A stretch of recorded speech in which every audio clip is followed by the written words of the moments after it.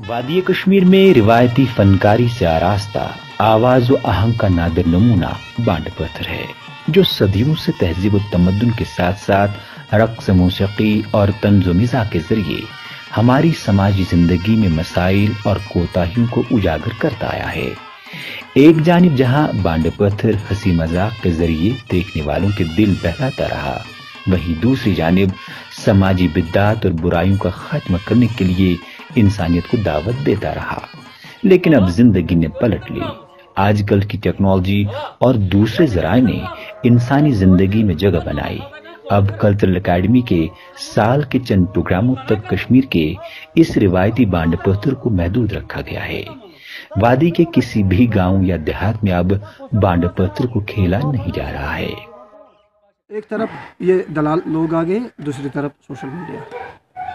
لوگ بہت come like کرتے ہیں اس ٹائم بانڈ پتھر۔ نہ اس میں معاوضہ ملتا ہے، نہ اس میں اپنا گھر چلتا ہے، نہ کچھ بھی نہیں۔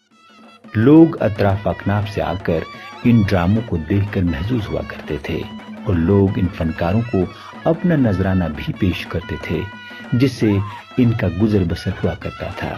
تاہم اب یہ فنکار قسم و پرسی کی زندگی جی رہے ہیں۔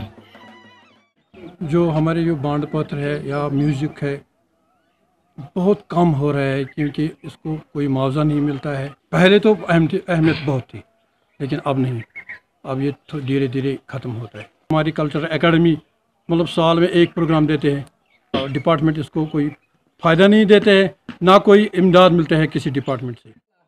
انسانی وراثت اور روایت سے تعلق رکھنے والی ایک لطیف اور حسین چیز ختم ہونے کے کگار پر ہے، جسے اس فن سے وابستہ فنکاروں میں اداسی کا احساس فطری امر ہے۔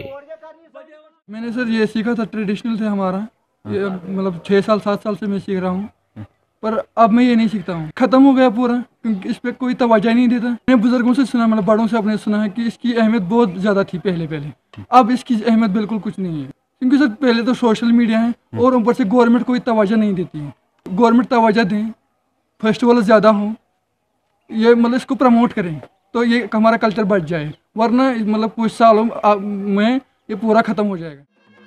ضرورت اس بات کی ہے کہ کشمیر کے اس روایتی بانڈ پتھر کے فن کو نئی جلا اور جہت بخشی جائے، تاکہ یہ آنے والی پیڑھی کے لیے محفوظ رہ سکے، ورنہ یہ وراثتی فن تاریخ بن کے رہ جائے گا۔